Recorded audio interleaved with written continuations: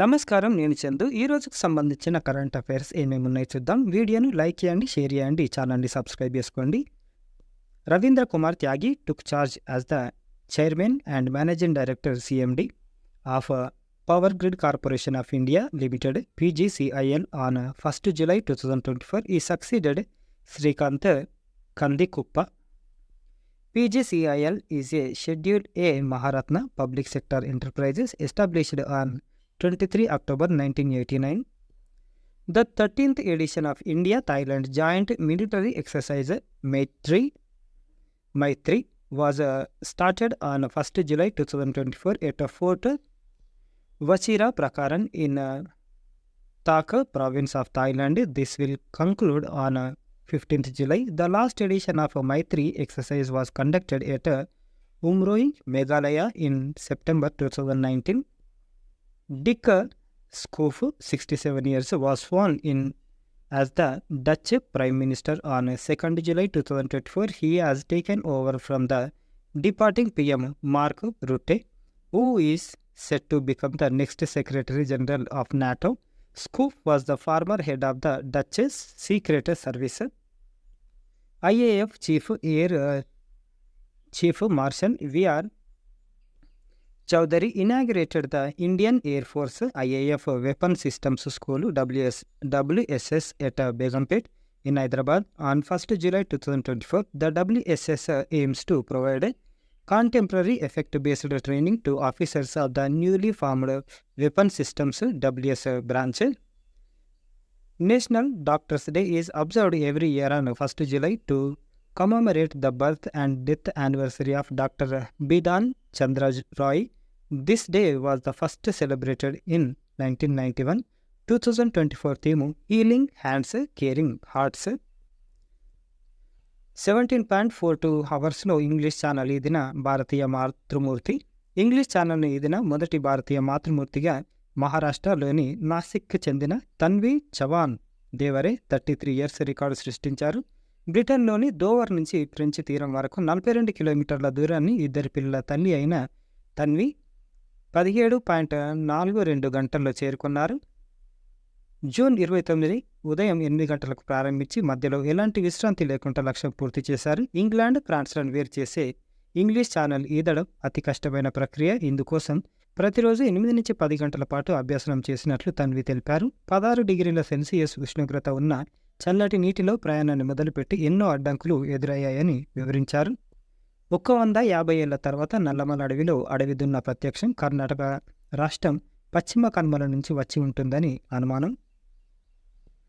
ఆత్మకూరు అటవీ డివిజన్ పరిధిలోని బైర్లూటిలోని అటవీ శాఖ అధికారులు అడవి దున్న సంచరిస్తున్నట్లు గుర్తించారు. 1817లో అదృశ్యమైన అడవి దున్న 150 ఏళ్ల తర్వాత మళ్లీ నల్లమల అడవిలో ప్రత్యక్షం కావడంపై సంభ్రమాశ్చర్యాలు వ్యక్తమవుతున్నాయి.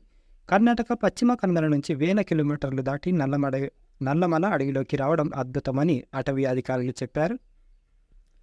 తెల్లగొంతు బుచ్చిగాడు. ఈ పక్షి పేరు తెల్లగొంతు బుచ్చిగాడు. శాస్త్రీయ నామం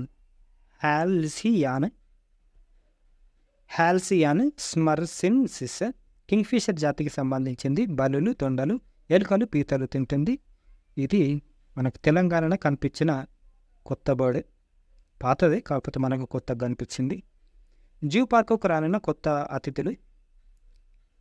విశాఖ ఇందిరాగాంధీ జంతు ప్రదర్శనశాలకు కొత్త వన్యప్రాణులు రానున్నాయని జూ క్యూరేటర్ చెప్పారు. గుజరాత్ రాష్ట్రం జామ్నగర్లోని Radhakrishna Temple Elephant Welfare Trust నుంచి 2 జతల చొప్పున green wing macaw, squirrel monkeys తదితర వాటిని ఇక్కడికి తీసుకురావడానికి ఒప్పందం కుదిరింది. 1-2 రోజుల్లో ఇవి రానున్నాయి. వీటికి బదులుగా మన నుంచి ఏం పంపించారు అంటే నక్షత్ర తాబేళ్లు తదితర వాటిని అక్కడికి పంపించనున్నట్లు చెప్పారు. తాజాగా విడుదలైన ఫోర్బ్స్ 30 Under 30 ఏషియా జాబితాలో ఎంటర్టైన్మెంట్ విభాగంలో చోటు సంపాదించిన ఢిల్లీకి చెందిన మల్టీ టాలెంట్ ఆర్టిస్ట్ ఎవరు? పవిత్రాచారి. ఈమె playback singer, song writer, vocalist, కంపోజర్గా రాణిస్తుంది. ఈమె తన కళతో వివిధ స్వచ్ఛంద సేవా సంస్థలతో కలిసి పనిచేస్తుంది. 65వ గ్రామీ అవార్డుల్లో ఈమె పాట దువా బెస్ట్ గ్లోబల్ మ్యూజిక్ ఆల్బమ్ కేటగిరీకి నామినేట్ అయింది.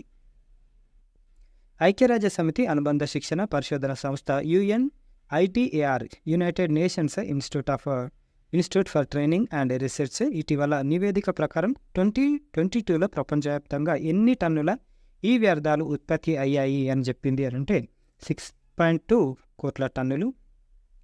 2010తో పోలిస్తే ఇవి ఏకంగా 82% ఎక్కువ. 2030 నాటికి ఈ వ్యర్థాలు 8.2 కోట్ల టన్నులకు చేరవచ్చని అంచనా. కాన్సెప్చువల్ ఫిజిక్స్ పుస్తక రచయిత ఎవరు? Paul Hewitt.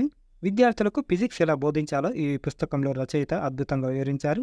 క్లిష్టమైన అంశాలను అరటిపండు ఒలిచినట్లు చాలా సులువుగా అర్థమయ్యేలా కళ్ళకు కట్టారు ఈ రచయిత ఒక హై స్కూల్ టీచరు. పాక్ ఆక్రమిత కశ్మీర్లోని షక్స్గామ్ లోయలో ఇటీవల ఏ దేశం అక్రమ నిర్మాణాలు చేపట్టడాన్ని భారత్ తీవ్రంగా నిరసించింది? చైనా. పాకిస్తాన్ షక్స్గామ్ లోయను 1963లో చైనాకు అప్పగించింది. ఆక్రమిత కశ్మీర్పై ఎలాంటి యాజమాన్య హక్కులు లేని పాకిస్తాన్ ఏకంగా సుదీర్ఘ విస్తీర్ణం ఉన్న ప్రాంతాన్ని బీజింగ్కి ఇవ్వడం గర్హనీయం. 1963లో ఇస్లామాబాద్, బీజింగ్ల మధ్య కుదిరిన ఒప్పందంలో ఆరో అధికరణ కీలకమైంది. కశ్మీర్పై భారత్ పాక్లు ఒక అంగీకారానికి వస్తే షక్స్గామ్పై తిరిగి చైనాతో చర్చలు జరపాల్సిన అవసరం ఉందని ఆ అధికరణం పేర్కొంది. వర్డ్ ఆఫ్ ద డే బెట్రేయల్, ద్రోహం, మోసం. English meaning noun refers to the act of being disloyal or treacherous, often by breaking someone's trust, revealing secrets or going against a promise. Synonyms: trickery, disloyalty. Antonyms: loyalty, faithfulness. Usage: the betrayal by his closest friend left him breakdown and mistrustful of others. Her decision to join the rival company felt like a deep betrayal of her long-time employer. ఇవి ఈ రోజుకు సంబంధించిన current affairs. Like చేయండి, share చేయండి, subscribe చేయండి. Thank you. ధన్యవాదాలు.